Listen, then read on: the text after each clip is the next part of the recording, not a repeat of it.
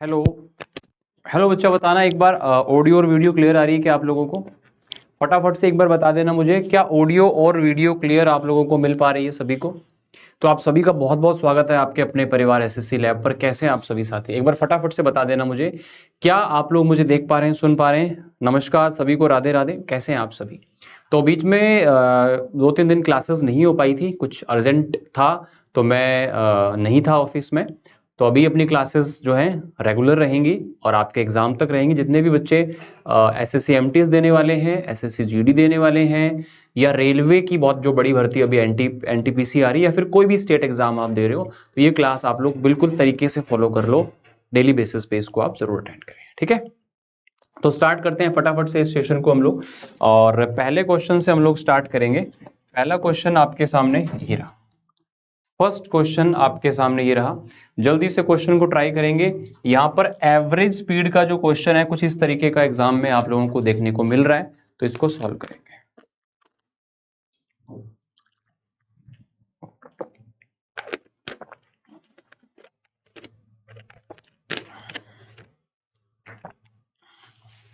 देखिए, एक आदमी 20 किलोमीटर 5 किलोमीटर पर आवर की स्पीड से और 10 किलोमीटर 20 की स्पीड से चलता है, तो उसकी औसत चाल क्या होगी?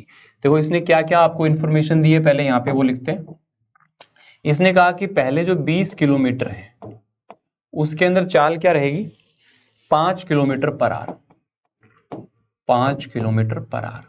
और उसके बाद की जो 10 किलोमीटर है उसमें चाल कितनी रहेगी? 20। उसके बाद के जो 10 किलोमीटर है उसमें चाल रहेगी 20। देखो, आपको एक चीज तो पता ही है कि स्पीड जो चाल होती है, स्पीड जो होती है, स्पीड का मतलब क्या हो जाता है? डिस्टेंस अपॉन में टाइम। मानते हो? अगर यहाँ पे एवरेज की बात की गई है तो एवरेज का मतलब हो जाता है टोटल डिस्टेंस अपॉन में टोटल टाइम। ठीक है? तो आप टोटल डिस्टेंस आपको यहाँ पर कितनी पता है? टोटल डिस्टेंस जो है आपको यहाँ पर कितनी पता है? सीधा सीधा आपको यहाँ पर दिखाई और सुनाई दे रहा होगा। टोटल डिस्टेंस जो है यहाँ पे वो आपको दी गई है 20 और 10। ठीक है? 20 ये हो गई, 10 ये हो गई, तो 20 और 10 कितना हो गया? टोटल 30 हो गया। और बटे में टोटल टाइम, तो 20 बटे में 5 कितने घंटे हो गए? 4 घंटे। और 10 बटे में 20 कितना घंटा हो गया? आधा घंटा, है ना? तो टोटल टाइम कितना लगा? 4.5 घंटे का टाइम लगा। 4.5 घंटे को अपने 9/2 घंटे बोल सकते हैं। 9/2, तो 2 ऊपर चला गया। ठीक है? आपने इसको 3 से काटा तो यहाँ पे 3 आएगा, 3 से काटा तो 10 आएगा। 10 दूना 20, 20 बटा में 3, ये हो जाएगा 6.66, या फिर 6.67 भी आप बोल सकते हो, जैसा कि ऑप्शन में गिवन है। तो ये बहुत ही शानदार सा मजेदार सा सवाल है, जिसके अंदर डिस्टेंस यहाँ पे आपको 2 बार दी हुई है ना? तो आपको 3 बार भी दे सकता है, 4 बार भी दे सकता है। आपको करना क्या है? टोटल जितनी भी डिस्टेंस आपको दी जाएंगी आपको उनको जोड़ देना है, और टोटल जितना टाइम यहाँ पे लगा सबको मिला करके उससे आप लोगों को यहाँ पर क्या कर देना है? डिवाइड कर देना है। उससे आप लोगों को यहाँ पर क्या कर देना है बच्चा? डिवाइड कर देना है। तो क्या आप मेरी बात को अच्छे तरीके से समझ पा रहे हैं? ठीक है, चलिएगा। तो आगे अपने बढ़ते हैं, यहाँ पे अगले क्वेश्चन की तरफ चलते हैं। अगला क्वेश्चन है समय और कार्य। समय और कार्य का क्वेश्चन है, तो फटाफट से एक बार आप सभी साथी ट्राई करेंगे इसको। ठीक है, जल्दी से।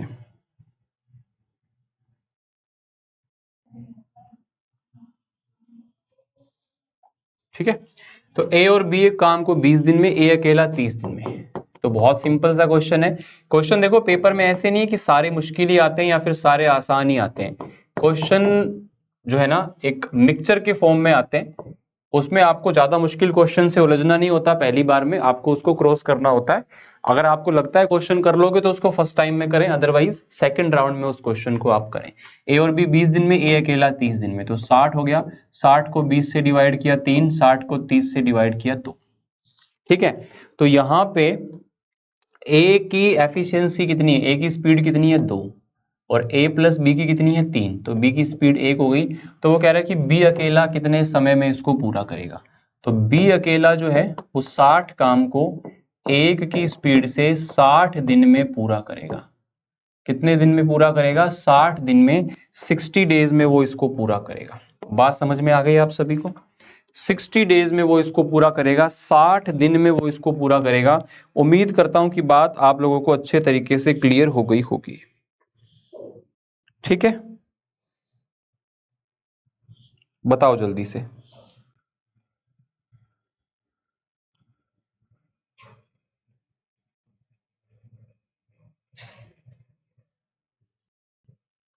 ठीक है, चलो अगले क्वेश्चन की तरफ चलते हैं। अगला सवाल आपको यहां पर दिखाई दे रहा होगा, किसका है? एवरेज का। एवरेज का क्वेश्चन है, बहुत कॉमन सवाल है, बहुत रिपीटेड क्वेश्चन है, तो फटाफट से इस क्वेश्चन को आप लोग ट्राई करिएगा। चलो जल्दी से इस क्वेश्चन को आप लोग ट्राई करिएगा, क्या हो जाएगा इसका आंसर?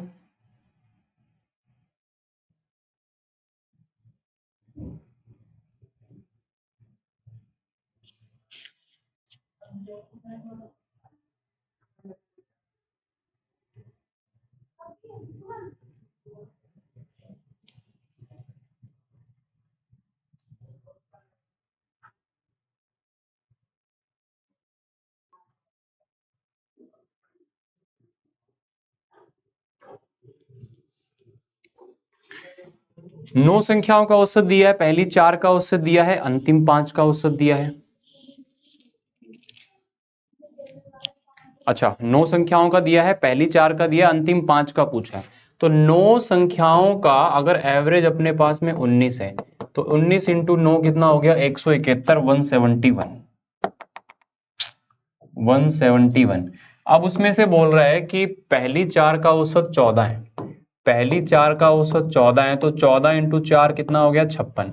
171 में से 56 गया तो कितना बच जाएगा? 171 माइनस 56, ये बच जाएगा आपके पास 115। अब ये 115 कितनी संख्याओं का टोटल है? बाकी की 5 संख्याओं का। तो अगर बाकी 5 संख्याओं का टोटल 115 है, तो यहाँ पे जो आप लोगों का एवरेज है वो कितना हो जाएगा? 23। यहाँ पे जो आप लोगों का एवरेज है वो यहाँ पे कितना हो जाएगा? 23 हो जाएगा। वो यहाँ पे कितना हो जाएगा? 23 हो जाएगा। क्या आप इस बात को समझ पा रहे हो? ठीक है ना? क्या आप इस बात को समझ पा रहे हो? जल्दी से बताओ।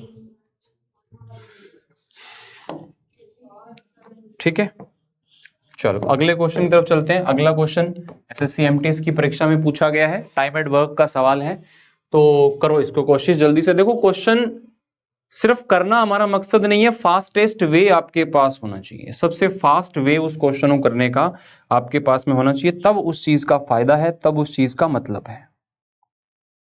समझ रहे हो?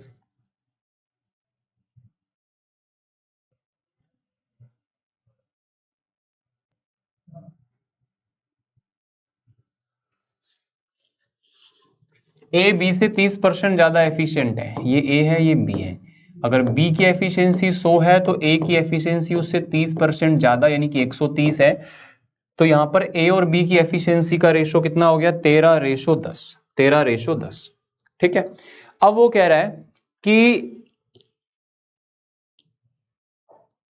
बी उस कार्य को 13 दिन में समाप्त कर सकता है। तो बी जो है एक दिन में कितना काम करता है? 10। 13 दिन में उसको समाप्त कर सकता है। हो गया। अब कह रहा है कि अगर उस काम को अकेला ए करे, तो ए की कितनी एफिशिएंसी है? 13 की, तो उसको कितने दिन में करेगा? सिर्फ और सिर्फ 10 दिन के अंदर।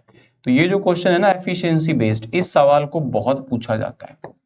दो लोग बता दिए उसकी एफिशिएंसी इससे ज्यादा है, इतना कम है, ये एक इतने दिन में करता है तो दोनों कितने दिन में करेंगे, या दोनों इतने दिन में करते हैं तो इनमें से कोई भी एक पूछ लेगा वो कितने दिन में करेगा।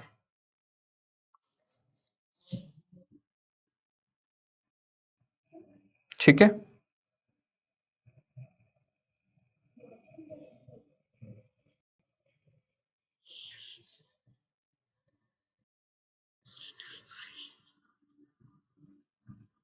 कहानी समझ में आई आपको? चीजें क्लियर हुई? चलो इसके बाद में प्रॉफिट एंड लॉस का ये सवाल, बेहद मजेदार और इंपॉर्टेंट क्वेश्चन, बेहद मजेदार और इंपॉर्टेंट क्वेश्चन।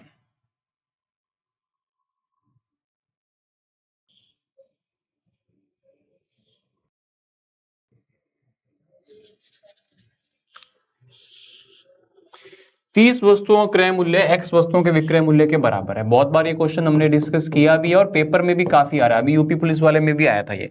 30 वस्तुओं का क्रय मूल्य x वस्तुओं के विक्रय मूल्य के बराबर है, x वस्तुओं के विक्रय मूल्य के बराबर है और लाभ यहाँ 25% है।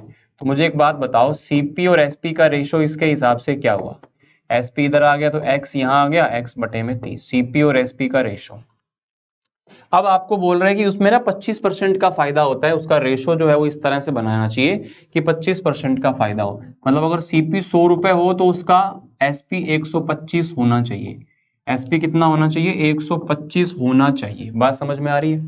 तो यहाँ पे अगर आप इसको देखो 25 से काटेंगे तो 4 और 5, 5 से 30 कटेगा 6 पे, 6 इंटू 4 24। तो यहाँ पर x की जो वैल्यू है वो कितनी आ जाएगी? 24 आ जाएगी। x की जो वैल्यू है वो यहाँ पर कितनी आ जाएगी? 24 आ जाएगी, 24 आ जाएगी। x की जो यहाँ पर वैल्यू है वो 24 आ जाएगी, यानी कि 24 आ जाएगी। समझ रहे हो बात को? इस तरह से वो यहाँ पे आपको लॉस भी बता सकता था, इतने परसेंट का लॉस होता है, उसके हिसाब से आपको दोनों रेशो को बराबर रखना होता है और कहानी यहाँ पे बड़े अच्छे तरीके से क्लियर हो जाती है। बड़े अच्छे तरीके से यहाँ पे चीजें क्लियर हो जाती है। इसके बाद में अगला क्वेश्चन, अगला सवाल आपके सामने है।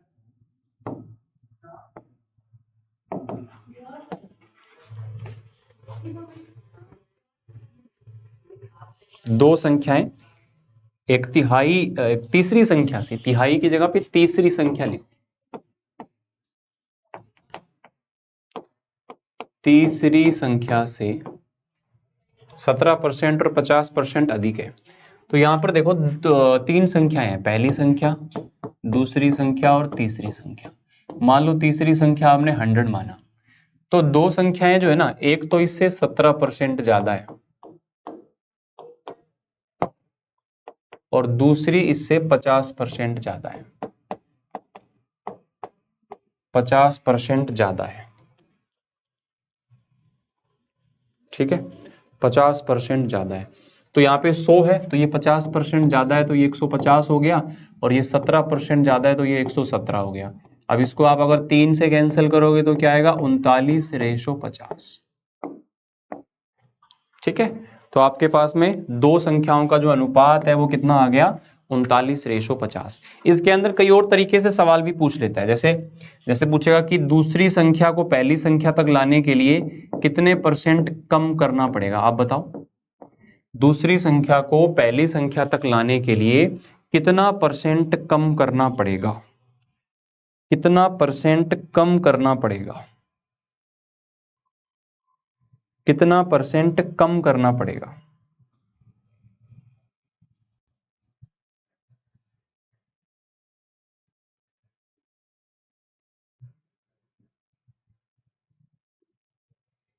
कितने परसेंट कम करना पड़ेगा बताओ।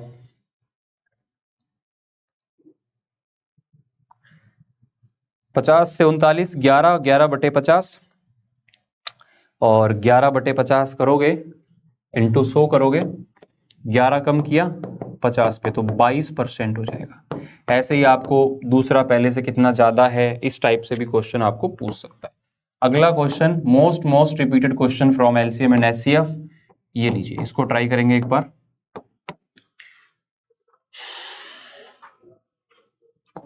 चलो, तो आपको क्वेश्चन जब आपके सामने आए ना, तो क्वेश्चन आपको सॉल्व करने का तरीका पता होना चाहिए। आपको क्वेश्चन करने का तरीका अगर पता होगा तो ही आप उसको टाइम में सॉल्व कर पाएंगे। कई बार क्या होता है, हमें क्वेश्चन करने का तरीका नहीं पता होता है और हम वहां पर सोच रहे होते हैं एग्जाम हॉल में बैठ के कि कैसे हम इसको सॉल्व करें, तो वो एक बहुत ही हमारे लिए ड्रॉबैक हो जाता है। समझ रहे हो मेरी बात को, मैं क्या कहना चाह रहा हूं?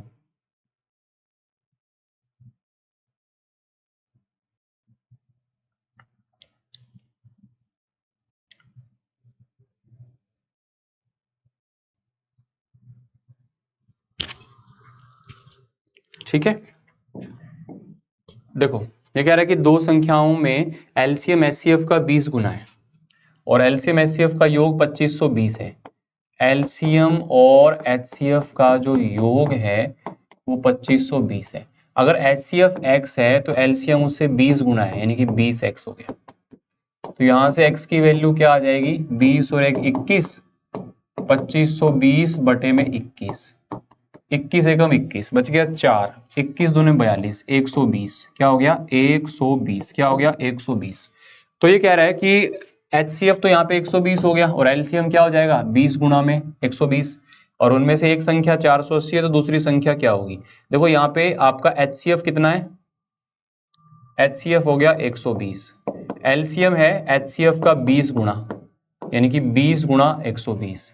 अब एक संख्या आपके पास 480 है तो दूसरी संख्या क्या हो जाएगी, तो दूसरी संख्या आपके पास यहां पे क्या हो जाएगी, ये आप लोगों को बताना है, ये आप लोगों को बताना है।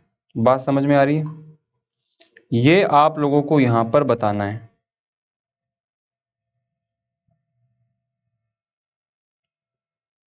जल्दी से बताओ।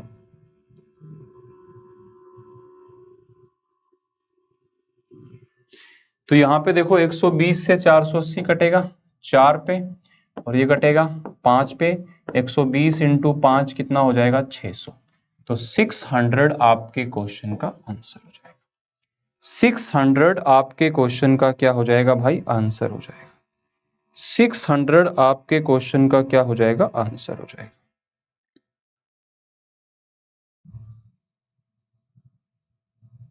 ठीक है, 600 आपके क्वेश्चन का क्या हो जाएगा, आंसर हो जाएगा। कहानी समझ में आ रही है आपको। चलो आगे चलते हैं। यहाँ पे एक DI का क्वेश्चन है आपके पास में, इसको जरा देखिएगा क्या कहना चाह रहा है ये क्वेश्चन।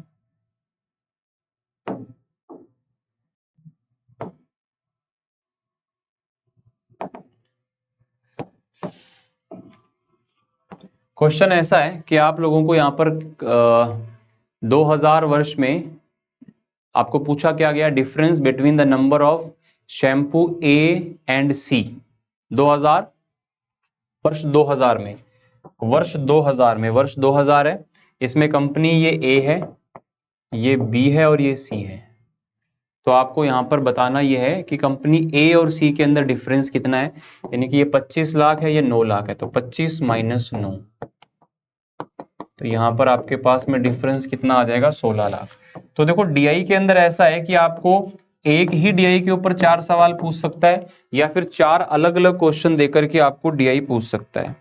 4 अलग अलग क्वेश्चन देकर के आप लोगों को यहां पर DI पूछ सकता है। बात समझ में आ रही है। चलो इसके बाद चलते हैं अपने अगले क्वेश्चन की तरफ। इसी तरह का एक और सवाल है, तो आप मुझे फटाफट से इस क्वेश्चन को सॉल्व करके बताइएगा।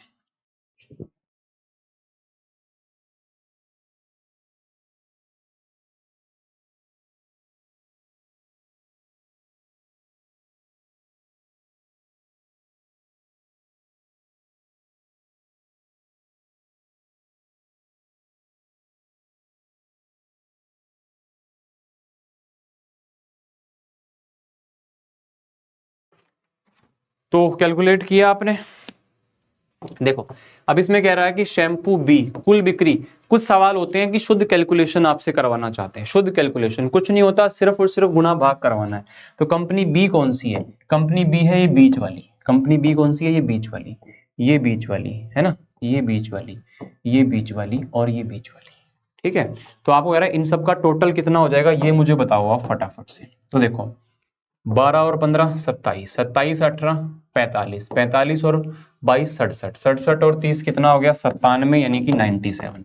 कोई लिख के करेगा, कोई पढ़ के करेगा, कोई देर में करेगा, कोई जल्दी करेगा, आंसर यहां पर सभी का आ जाएगा। लेकिन डिफरेंस क्या क्रिएट करता है, टाइम आपने कितना लिया,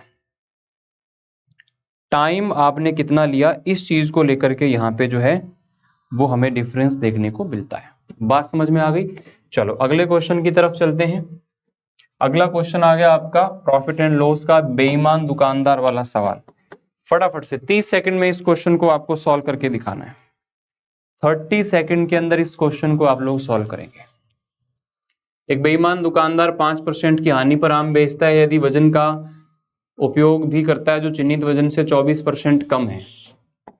मतलब जैसे 100 रुपए की चीज है, 100 रुपए का मान लो कोई चीज 100 ग्राम आती है, 1 रुपए का 1 ग्राम आती है, तो वो 5% की हानि में बेच रहा है। सबसे पहले तो वो 100 वाले सामान को बेच ही 95 में रहा है, अब कह रहा है चिन्हित वजन से 24% कम यूज किया, मतलब अगर 100 रुपए का सामान है तो उसने सामान 24% कम दिया, यानी कि 76 रुपए का ही सामान दिया और उसके बदले रुपए कितने लिए 95, उसके बदले रुपए कितने लिए 95। तो आप मुझे बताओ कितने परसेंट का उसको यहां पर फायदा हुआ होगा, कितने परसेंट का उसको यहां पर फायदा हुआ होगा, जल्दी से बताओ कितने परसेंट का आपको यहां पर फायदा हुआ होगा। 76 वाली चीज को 95 बेच रहे हो, 19 का फायदा हो रहा है 76 पर, 19 का फायदा हो रहा है 76 पर, यानी कि 1/4, 1/4 गुणा में 100 बराबर में कितना हो गया 25%। तो 25% यहाँ पे आपको फायदा होगा, मतलब दुकानदार को फायदा होगा। 25% यहाँ पे क्या होगा मेरे भाई, दुकानदार को फायदा होगा। 25% आपको यहाँ पर दुकानदार को फायदा होगा। ठीक है, तो सवालों का एग्जैक्ट आपको स्ट्रक्चर पता होना चाहिए। अब ये सवाल है, खूब आता है, और सवाल इस क्वेश्चन को करने में अगर कोई बच्चा टाइम लगा रहा है या कंफ्यूज हो रहा है या गलत आंसर कर रहा है, तो भाई उसने फिर एक तैयारी करना होता है और एक एग्जाम ओरिएंटेड तैयारी करना होता है, डिफरेंस होता है दोनों चीजों में। तो वो डिफरेंस यहां पर क्रिएट किया गया है।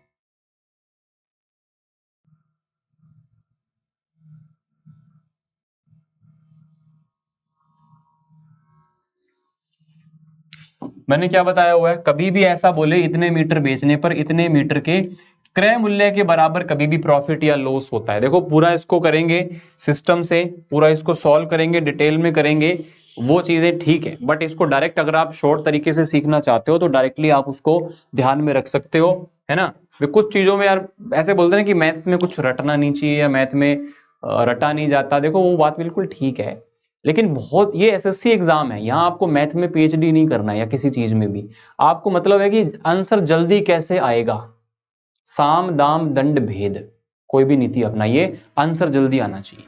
तो आंसर जल्दी आने के लिए जो तरीका लगे वो लगाइए। तो यहाँ पे जब भी आपको बोले कि इतने के क्रय मूल्य के बराबर प्रॉफिट या लॉस होता है, तो आपको सीधा देखना है कितने के बराबर जो है प्रॉफिट या लॉस हो रहा है, 9 बटे में 60 गुणा में 100,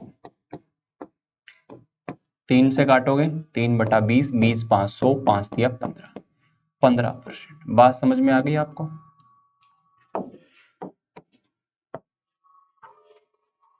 ठीक है, और यहाँ पे अगर विक्रय मूल्य होता, यहाँ पे अगर सेलिंग प्राइस होता, विक्रय मूल्य होता, तो दो कंडीशन बनती हैं, लाभ की अलग हानि की अलग। उस कंडीशन में अगर लाभ होता तो 60 में से 9 माइनस करके यहाँ पे लिखेंगे, और उस कंडीशन में अगर हानि होती है तो 60 में 9 जोड़ के यहाँ पे लिखेंगे। और यहाँ पे अगर क्रय मूल्य होगा तो यहाँ पे 60 ही आएगा, प्रॉफिट वाले केस में भी और लॉस वाले केस में भी, प्रॉफिट वाले केस में भी और लॉस वाले केस में भी, प्रॉफिट वाले केस में भी और लॉस वाले केस में भी। बात समझ में आ रही है बाबू, कहानी क्लियर हो रही है ना, बहुत अच्छी बात है। तो इस तरह से हर सवाल का आपको एक पर्याप्त माध्यम पता होना चाहिए, जिससे कि आप उस सवाल को तुरंत तुरंत से कर पाए। अगला सवाल है ब्याज का। ब्याज पे हम लोग सेशन करेंगे एक, क्योंकि ब्याज पे काफी बच्चों को दिक्कत आती है। 20,000 रुपए है, 40% है, हाफ ईयरली के रूप से 1 ईयर का इंटरेस्ट आपको बताना है, 1 ईयर का इंटरेस्ट आप लोगों को बताना है कितना हो जाएगा।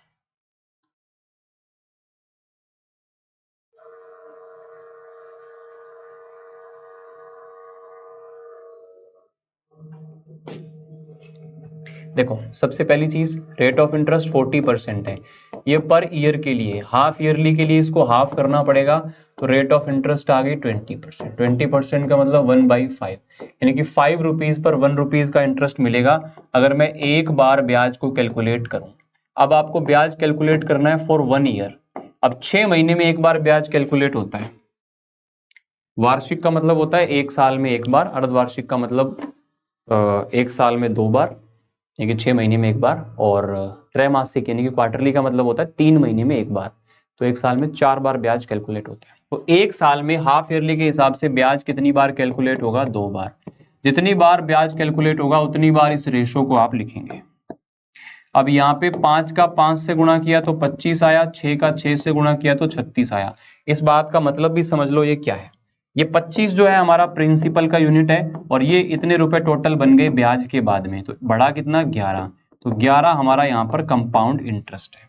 अब कह रहे हैं 20,000 रुपए का ब्याज कितना है, तो यहाँ पे 25 है और वो बोल रहा है 20,000, तो 25 यूनिट की वैल्यू 20,000 है, तो 1 यूनिट की वैल्यू हो जाएगी ये। और आपको इंटरेस्ट की वैल्यू चाहिए यानी कि 11 की वैल्यू चाहिए, इंटरेस्ट की वैल्यू चाहिए यानी 11 की वैल्यू चाहिए, तो 25 8 200, 800 इंटू 11 8800, 800 इंटू 11 यानी कि 8800 रुपए आपके क्वेश्चन का आंसर होगा। 8800 रुपए आपके क्वेश्चन का क्या होगा, आंसर। समझ पा रहे हो बात को? 8800 रुपए आपके क्वेश्चन का आंसर होगा।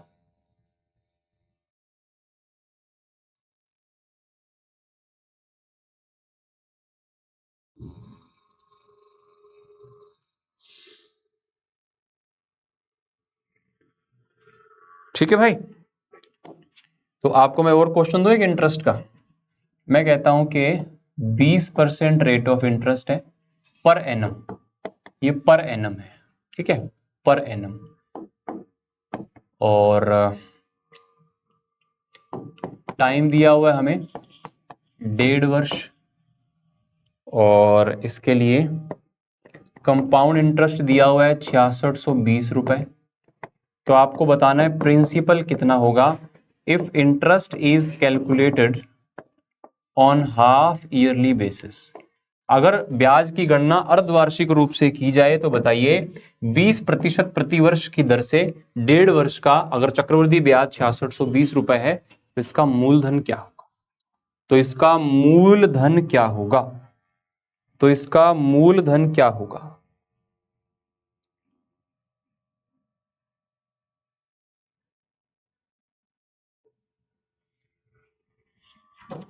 ठीक है, तो यहां पे इसका जो मूलधन है वो क्या हो जाएगा।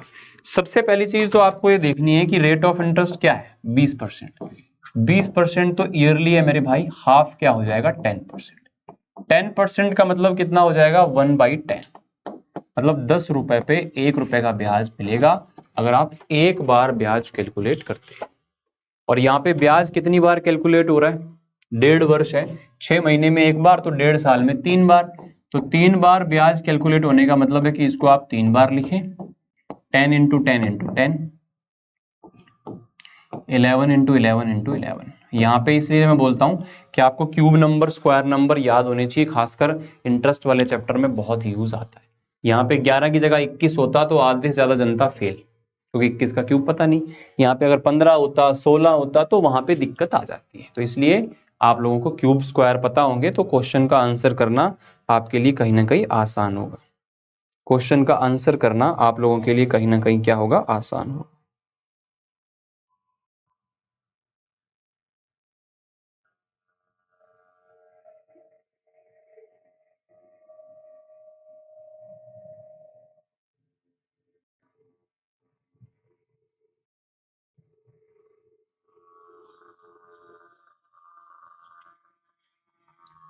ठीक है, बात समझ में आ गई। देखो, तो 1000 रुपए पे कितना ब्याज मिला, 331, 1000 रुपए पे कितना ब्याज मिला, 331 का।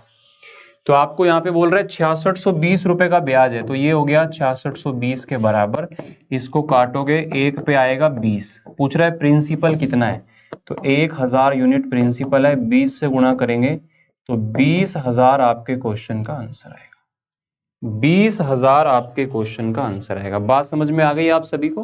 तो इस चीज को आप उम्मीद करता हूं अच्छे तरीके से समझ पाए होंगे, क्या होता है इंटरेस्ट, कैसे आप कंपाउंड इंटरेस्ट को कैलकुलेट करते हो, ये सारी चीजें आप लोगों ने समझने की कोशिश की होगी।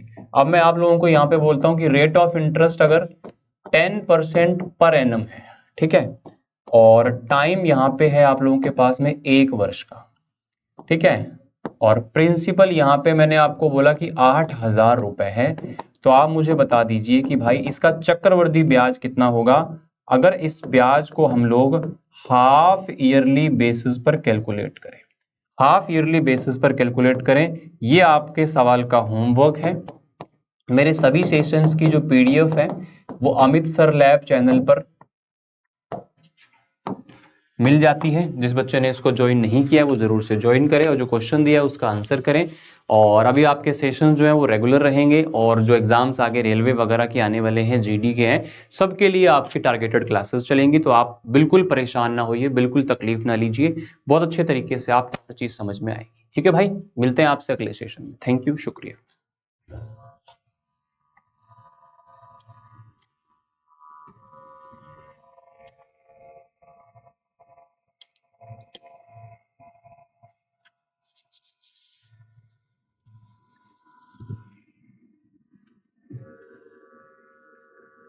चलेगा, कुछ साथियों का एग्जाम 9 को होगा, कुछ का 20 को, कुछ का 25 को, 26 तक ये मामला चलेगा।